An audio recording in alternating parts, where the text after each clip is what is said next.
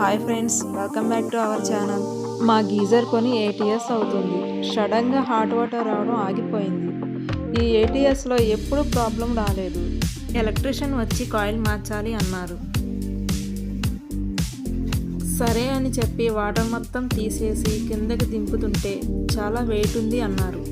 Water తీసేసినా ఎందుకు అంత బరువు ఉంది అని చూస్తే అందులో ఉందండి సాల్ట్ వాటర్.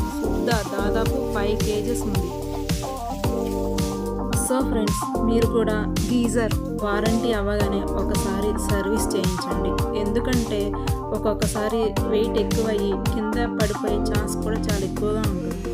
అలానే పవర్ బిల్ కూడా ఎక్కువగా వచ్చే అవకాశం ఉంటుంది.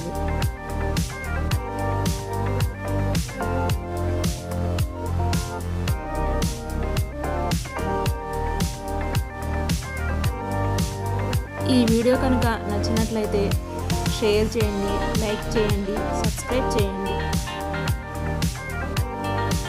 Thank you for watching our channel.